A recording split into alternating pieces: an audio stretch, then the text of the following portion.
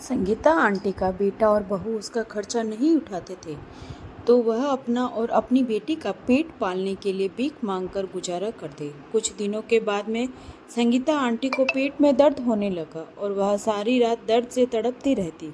तो बहू कहने लगी, माँ नाटक कर रही है। और जब संगीता आंटी का पेट फूलने लगा तो बहू बोली, माँ के पेट में पाप पल रहा है। और फिर बेटे ने गुस्से में आकर माँ का हाथ पकड़कर उसे घर से बाहर निकाल दिया। माँ को ऐसी तड़पती हालत में देखकर बेटी उसे सरकारी अस्पताल में ले गई और जब बेटा वहां पहुंचा तो उसकी रूह कांप गई, क्योंकि एक शाम संगीता आंटी जैसे ही अपने कमरे से बाहर निकली तो खाने की खुशबू ने उसकी भूख और बढ़ा दी। उसने सामने किचन की तरफ देखा जहां पर उसकी बहू हलवा पूरी बना रही थी। हलवे की खुशबू तो सूंघकर जैसे उसके मुंह में पानी आ गया।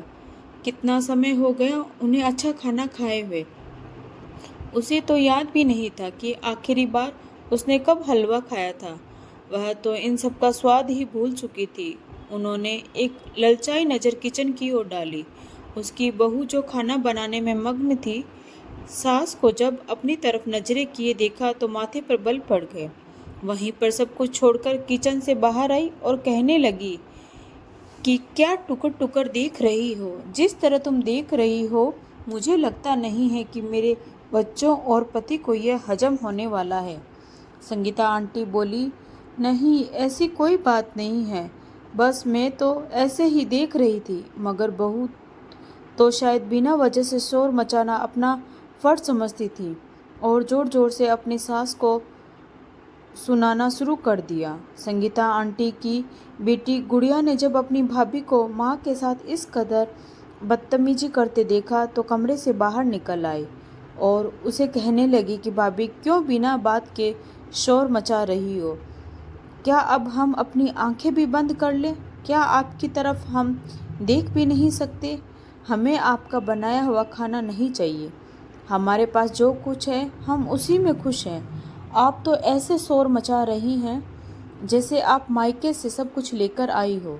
यह मत भूलिए, यह सारी कमाई जिस पर आप राज करती फिर रही हैं, यह सब कुछ मेरे भाई का है। अभी यह सब बातें चल ही रही थी कि संगीता आंटी का बेटा अनिल घर में दाखिल हुआ। उसने जब अपनी बहन को तड़क कर अपनी बीवी से बात करते देखा तो उसके माथे पर बल पड़ गए।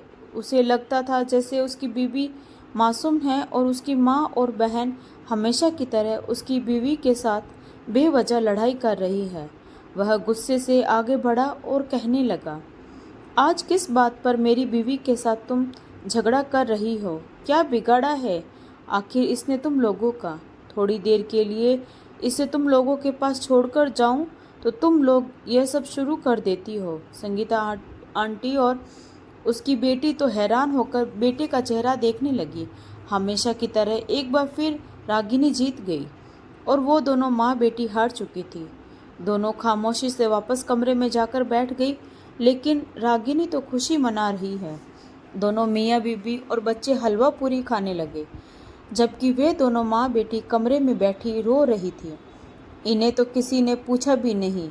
संगीता आंटी रोने लगी। सामने दीवार पर लगी हुई अपने पति की तस्वीर तो उसे और भी रोने पर मजबूर कर रही थी। वह बेटी को सीने से लगाकर कहने लगी कि काश तेरे पापा जिंदा होते तो हम पर यह वक्त कभी न आता। औरतें बेटा मांगती हैं ताकि वो उनका सहारा बने, उसकी खानदान में नाक ऊंची रहे और बुढ़ापे में उनका सहारा बने। मगर मेरा बेटा तो मुझ पर दया नहीं बल्कि क्रोध कर रहा है, मुझे अपमानित कर रहा है। क्या हर माँ का बेटा ऐसा ही होता है जैसा कि मेरा है? सारी जिंदगी इसको पाल पोस कर इस काबिल बनाया, पढ़ाया लिखाया और आज इस मुकाम तक पहुंचा है तो वह बीबी का होकर रह गया है। यह सब देखने से पहले मैं मर ही जाती तो अच्छा था। बेटी ने जब यह बातें सुनी तो वह अपने आंसू पोंछते हुए माँ को सीने से लगाकर यह कहने लगी, माँ ऐसी बातें मत करो। जो कुछ भाई हमारे साथ कर रहा है, कल को उसकी औलाद भी यही सब करेगी। तुम दिल पर मत लो, मैं हूँ ना, हम हर मुसीबत का सामना कर लेंगे। किसी न किसी दिन तो भाई की आंखें जरूर खुलेगी। मगर न जाने वो दिन कब आएगा। कुछ वक्त तक सब कुछ अच्छा रहा, मगर धीरे धीरे रागिनी ने अपने पति को भड़काना शुरू कर दिया और पूरे घर पर अपना कब्जा कर लिया। आखिर बात इस हद तक बढ़ गई कि बेटे ने कहा कि मैं तुम लोगों के खर्चे अब नहीं उठा सकता। तुम लोग बात बात पर मेरी बीवी को ताने मारते हो, अब तुम लोग अपना बंदोबस्त खुद ही कर लो। मेरे पास इतने पैसे नहीं हैं जो तुम लोगों पर लुटाऊं। उसने अपनी माँ और बहन को उस कमरे में भिजवा दिया जहाँ पर कभी जानवर बांधे जाते थे। माँ और बेटी के पास जो जमा पूंजी थी वह उसी से गुजारा कर रही थी, मगर धीरे धीरे वह पैसे भी खत्म होने लगे। कुछ समय बाद संगीता आंटी के पास सिर्फ आटे के सिवा और कुछ नहीं बचा। वह पूरे दिन में सिर्फ 2 रोटियां बनाया करती और दोनों माँ बेटी तीनों वक्त वही रोटी आधी आधी करके खाती रहती ताकि उनका गुजारा हो जाए। कई दिनों से उन्होंने सब्जी को मुंह तक नहीं लगाया था, मगर बेटे को परवाह नहीं थी। वह तो अपनी बीवी और बच्चों के साथ अच्छे अच्छे पकवान खा रहा था।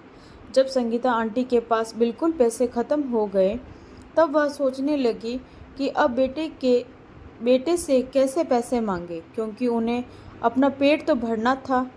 उसे आज तक कभी इतनी झिझक अपने बेटे से महसूस नहीं हुई थी जितनी कि आज हो रही थी। समझ नहीं आ रहा था कि बेटे से कैसे पैसे मांगे। आखिर हिम्मत करके वह अपने बेटे के पास चली गई। बेटे ने माँ को अपने कमरे में देखा तो उसके माथे पर बल पड़ गए और कहने लगा, यहाँ क्यों आई हो माँ? संगीता आंटी कुछ देर तो सोचती रही, फिर कहने लगी, बेटा मेरे पास पैसे नहीं हैं, खाने के लिए कुछ भी नहीं रहा, हो सके तो कुछ पैसे दे दो। हमारा तो तुम्हारे अलावा इस दुनिया में कोई नहीं है, हम अपना अलग खाना पका लेंगे, मगर इसके लिए कुछ पैसे भी तो चाहिए। उसकी बहू वहीं मौजूद थी, उसके माथे पर भी बल पड़ गए। तभी उसका बेटा कहने लगा, मेरे पास इतने पैसे नहीं हैं, जो थे वह मैं अपनी ज़रूरत की चीज़ों में लगा चुका हूँ। वैसे भी आपको यह सब कुछ पहले सोचना चाहिए था, जब आप मेरी बीवी पर जुल्म करती थी और इससे बिना वजह लड़ा करती थी। संगीता आंटी की तो आंखों में आंसू आ चुके थे। बेटे से इतनी बेइज्जती करवाने के बाद लौटकर अपने कमरे में चली आई और सोचने लगी कि वह कैसे अपना और अपनी बेटी का पेट भरेगी। बेटा तो बिल्कुल ही बेगाना हो चुका था। पूरी रात वह कुछ न कुछ सोचती रही और फिर आखिरकार इस एक नतीजे पर पहुंची। सुबह सुबह घर से बाहर निकली, एक पुरानी फटी हुई चादर ओढ़ी और इस मोहल्ले को छोड़कर दूसरे मोहल्ले में चली गई और लोगों के घर के दरवाजे खटखटाकर अपनी मजबूरी सुनाकर पैसे लेने लगी। वह जिस घर में भी जाती और बताती कि वह बीमार है, जवान बेटी है और घर में कमाने वाला कोई नहीं है, हम कई दिनों से भूखे हैं, हमारी कुछ मदद कर दीजिए। लोग उसके दुखड़े सुनते तो कुछ रुपए हाथ में रख देते। मांगने का पहला दिन था। वह जिस जिस घर में गई थी, सभी ने उसे कुछ पैसे दे दिए थे और उसके पास कुछ पैसे जमा हो चुके थे, जिसे देखकर उसके चेहरे पर कुछ सुकून आया। वह दुकान पर गई और कुछ राशन लेकर चली गई। जब घर वापस आई तो उसका बेटा और बहू भी उस वक्त बाहर ही खड़े थे। जब उन्होंने माँ के हाथों में सामान देखा तो अचंभे से माँ को देखने लगे। फिर अनिल अपनी माँ से कहने लगा कि यह सामान कहाँ से लाई हो? माँ, तुम तो कह रही थी कि तुम्हारे पास पैसे नहीं हैं। जब पैसे नहीं थे तो ये सामान कहाँ से आया? संगीता आंटी कुछ बोलती उससे पहले ही उसकी बहू ने के ड्रामे शुरू हो गए। इनके पास बहुत रकम है, बस अपने बेटी को देते हुए इनके हाथ कांपते हैं। संगीता आंटी ने किसी सवाल का जवाब न दिया और ठंडी सांस भरकर कमरे में चली गई। गुड़िया भी हैरान थी, कहने लगी कि माँ, तुम इतने पैसे कहाँ से लाई हो? पहले तो घर घर जाकर पैसे मांगने की शर्मिंदगी और फिर घर आते ही बहू और बेटी के तानों ने तो एक बार फिर संगीता आंटी को तोड़ दिया था। वह चादर में अपना चेहरा छुपाए कितनी देर रोती रही। उसने तो जिंदगी में कभी नहीं सोचा था कि उस पर यह नौबत भी आएगी कि उसे घर घर जाकर पैसे मांगने पड़ेंगे।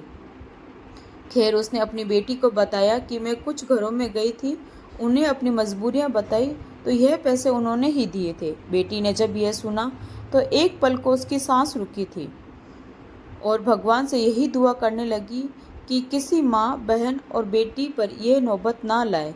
उसका बेटा जिंदा होते हुए भी उसे दर दर की ठोकरें खाकर पैसे मांगने पड़े। खैर, जिंदा रहने के लिए, पेट भरने के लिए यह सब तो करना था। आज संगीता आंटी सब्जी लेकर आई थी और अपनी बेटी के लिए सब्जी बनाई। जब उसकी बहू ने यह देखा तो एक नज़र से अपनी सास और ननंद को देखने लगी कि आखिर अचानक से उनके पास इतने पैसे आ कैसे गए। अभी तो ये लोग एक वक्त के खाने के भी पैसे मांग रहे थे और अब अचानक इतने पैसे कहाँ से आए कि यह खाना बनाकर खा रही है। वह इसी सोच में डूबी हुई थी जब उसने देखा कि सुबह सुबह उसकी सास एक बार फिर वही पुराना चद्दर ओढ़कर घर से निकल गई। इस बार जब संगीता आंटी उसी मोहल्ले में गई और उन्हीं घरों को दोबारा खटखटाया और पैसे मांगे तो लोग कहने लगे कि माफ़ करो, कुछ दिन पहले ही तो तुम्हें पैसे दिए थे, अब क्या तुम रोज़ रोज़ आती रहोगी और हम रोज़ रोज़ तुम्हें पैसे देते रहेंगे? दोबारा ना आना, हट्टी कट्टी हो, कोई काम क्यों नहीं करती? तुम जैसी फ्रॉड होती है, घर घर जाके पैसे मांगती हैं और बाद में अय्याशी करती है। लोगों की बातें तो संगीता आंटी पर खंजर की तरह चल रही थी, मगर वह किस किस को यकीन दिलाती। जब तक उन पैसों का राशन खत्म नहीं हुआ, संगीता आंटी घर से नहीं निकली थी, मगर अब मजबूर थी। उसने पिछले घरों को छोड़ा और नए घर में जाकर पैसे मांगने लगी जिनके लिए वह नहीं थी। उन्होंने तो पैसे दे दिए मगर कुछ ने उसे दुत्कार दिया था। एक दिन संगीता आंटी को काफ़ी देर हो चुकी थी। वह शाम के बाद ही घर में आई थी, जबकि उसकी बेटी घर में परेशान बैठी बार बार दरवाजे की तरफ देख रही थी। बहू को तो वैसे ही शक हो चुका था, सोच सोचकर पागल हो चुकी थी कि आखिर उसकी सास कहाँ जाती है और जब वापस आती है तो इतना राशन कहाँ से लाती है। जब उसकी सास वापस आई तो काफ़ी थकी हुई थी।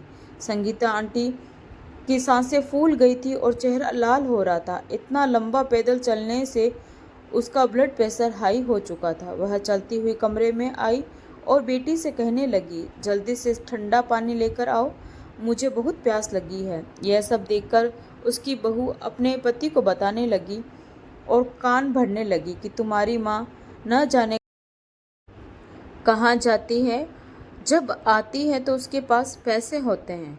तुम अपनी माँ से सवाल क्यों नहीं करते, आखिर वह कहाँ जाती है, यह पैसे कहाँ से आ रहे हैं। तब उसका बेटा अपनी पत्नी से कहता है कि तुम फिजूल ही ज़्यादा बोल रही हो, गई होगी किसी रिश्तेदार के घर पैसे लेने, फालतू में मेरा दिमाग मत खराब करो। उस दिन संगीता आंटी के पास बहुत पैसे हो चुके थे, जिसके बाद वह राशन ले आई, मगर उस दिन उसकी तबीयत इतनी खराब हो गई कि वह बिस्तर से जा लगी। उसका ब्लड प्रेशर बहुत हाई था, उसे उठा भी नहीं जा रहा था। पूरे जिस्म में दर्द की टीसें उठ रही थी। सारी रात वह सो भी नहीं सकी। उसकी खराब तबीयत देखकर उसकी बेटी बहुत परेशान हो गई। उसने सोचा कि क्यों ना भाई को बताऊं माँ की तबीयत के बारे में, कम से कम वह डॉक्टर के पास ले जाए या फिर कोई दवा लाकर दे दे। जब शाम को भाई घर आया तब वह भाई के पास चली गई और माँ की तबीयत के बारे में बताते हुए बोली कि आप माँ को डॉक्टर के पास ले जाएं या उसे दवा लाकर दे दें, माँ की तबीयत बहुत खराब हो रही है। कल रात से वह सोई भी नहीं। संगीता आंटी के बेटे ने जब यह सुना तो एक नज़र अपनी बहन के चेहरे पर डाली और कहने लगा, जब मैं बाहर था तब नहीं बता सकती थी, अब मैं दोबारा से घर से बाहर जाऊं और दवा लेकर आऊं, क्या मेरा दिमाग खराब नज़र आ रहा है तुम्हें? गुड़िया खामोशी से वहाँ से निकल आई। वह जान चुकी थी कि उसका और उसकी माँ का एक दूसरे के अलावा इस दुनिया में कोई नहीं है। उसने खुद ही चादर ओढ़ी और घर से बाहर चली गई और कुछ दवाई लेकर घर चली आई। दवाई भी इतनी महंगी थी कि जो पैसे बचे थे दोबारा राशन लाने के लिए वह भी इन दवाइयों पर लगा चुकी थी। रास्ते में वह घर वापस आ रही थी।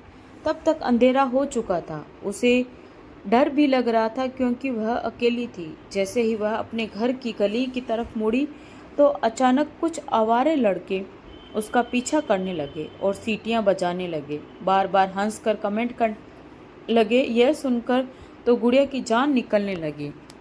वह इस कदर तेज कदम उठाकर घर की तरफ आ रही थी। जैसे दौड़ रही थी तभी उन लड़कों के कदमों की आवाज़ भी उसे अपने करीब महसूस होने लगी। वह भागती हुई घर की तरफ पहुंची तो घर से उसका भाई बाहर निकल रहा था। वह गुस्से से आग बबूला शायद उसे ही देखने के लिए आ रहा था, मगर जब उसने अपनी बहन के पीछे मोहल्ले के आवारा 2-3 लड़कों को देखा तो उसका पारा और चढ़ गया। उसने गली से कुछ पत्थर उठाए और उन लड़कों को मारने लगा तो वो लड़के भाग गए।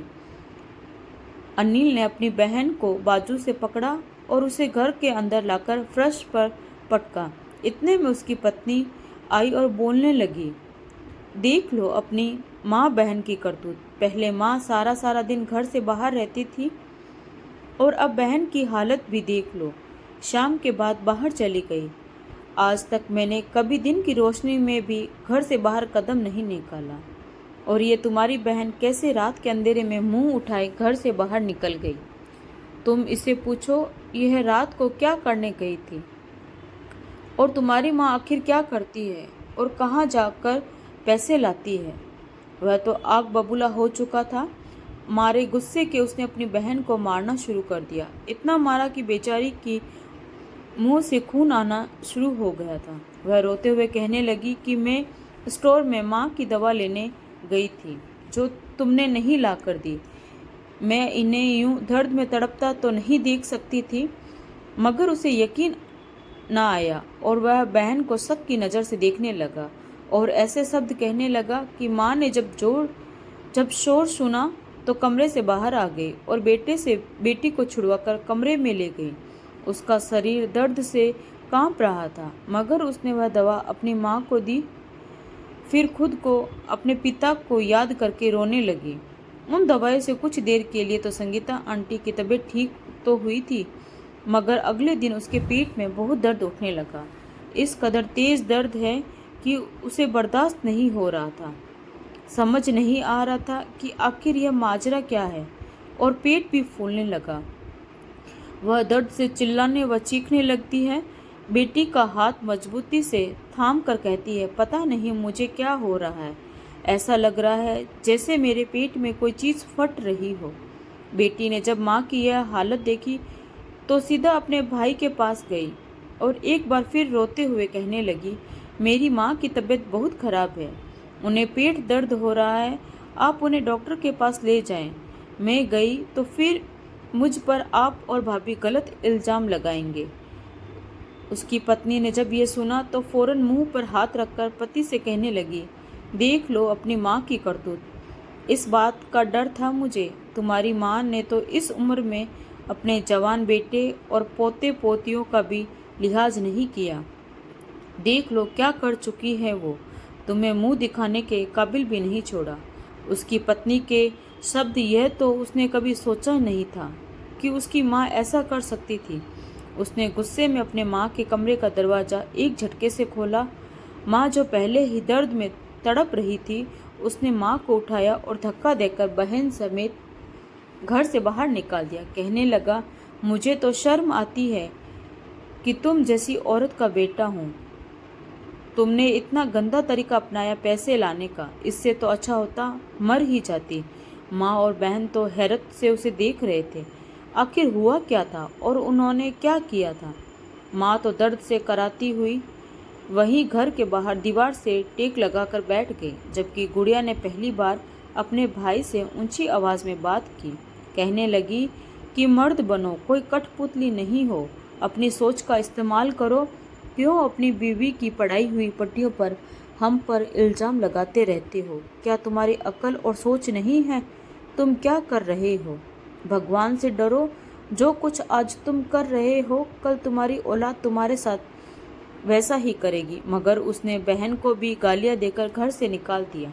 गुड़िया ने जब माँ की तबीयत बिगड़ी देखी तो फौरन माँ को उठाया और सरकारी अस्पताल ले गई, जहाँ पर उसकी माँ के टेस्ट होने लगे। वह अकेली लड़की आसपास से गुजरते लोगों को देखकर रो रही थी। उसे कुछ समझ नहीं आ रहा था कि क्या करे और कहाँ जाए। वहीं रात का वक्त था जब संगीता आंटी के बेटे का मोबाइल बजा। उसने मोबाइल का कान से लगाया तो उसे अस्पताल से फ़ोन आया था, जिसे सुनकर उसके चेहरे का रंग उड़ गया। उसकी पत्नी भी जाग चुकी थी। पति का उड़ता हुआ रंग देखकर कहने लगी, क्या बात है, क्या हुआ है, तुम परेशान क्यों लग रहे हो। वह कुछ भी कहे बगैर फौरन दौड़ा दौड़ा अस्पताल तक पहुंचा, मगर बहुत देर हो चुकी थी। उसकी माँ को कमरे से बाहर ले जाया जा चुका था। सफ़ेद चादर उस पर उड़ाई जा चुकी थी। डॉक्टर का कहना था इनका लीवर ख़त्म हो चुका था और उनके पेट में पानी भर चुका था, जो इतना खतरनाक हद तक बढ़ता ही चला गया और जब तक पूरे शरीर में फैलने लगा तो उनकी मौत हो गई। यह सुनकर वह सकते की हालत में आ चुका था। उसे अपनी माँ याद आने लगी। उसकी ज़मीन ने उसे एक जोरदार तमाचा मारा था। वह किस कदर गलत था, जबकि उसकी बहन अकेली माँ को यहाँ तक लेकर आई थी, हर बात को संभाला था। हालांकि उसकी उम्र उस वक्त सिर्फ 16 साल की थी। वह अपनी माँ को देखकर फौरन आगे बढ़ा, मगर उसकी बहन ने आगे बढ़कर धक्का देकर माँ से भाई को अलग कर दिया और पहली बार इस कदर तेज बोली कि लोग मुड़कर उसकी तरफ देखने लगे। कहने लगी कि खबरदार जो तुमने मेरी माँ को हाथ लगाया, लानत है तुम जैसी औलाद पर, तुम जैसे बेटों पर, तुम जैसे भाइयों पर। यह तुम्हारी कुछ नहीं लगती। इसका रिश्ता सिर्फ और सिर्फ मेरे बाप से था और फिर मुझसे है। तुम जाकर अपनी बीबी के गुलाम बनकर बैठो। तुम जाकर अपनी बीबी के कदमों में बैठो। जो कुछ तुमने माँ के साथ किया है ना, उसका फल भुगत कर ही जाओगे। गुड़िया ने कुछ लोगों की मदद से अपनी माँ का दाह संस्कार किया, मगर भाई का 1 रुपया भी नहीं लिया था। उसके बाद वह खुद भी अनाथालय में जाकर रहने लगी। उसका भाई कितनी बार आया, मगर उसने जाने से इनकार कर दिया। कहने लगी, तुम मेरी माँ के कातिल हो, मैं तुम्हें कभी माफ़ नहीं कर सकती। मुझे उस वक्त का इंतज़ार है जब तुम्हारी औलाद भी तुम्हारे साथ ऐसा ही करेगी जैसा तुमने मेरी माँ के साथ किया। तो दोस्तों, आपको ये कहानी कैसी लगी? अगर कहानी अच्छी लगी हो तो कमेंट करके ज़रूर बताएं, और अगर आप मेरे चैनल पर नए हैं तो चैनल को सब्सक्राइब ज़रूर करें। Thanks for watching.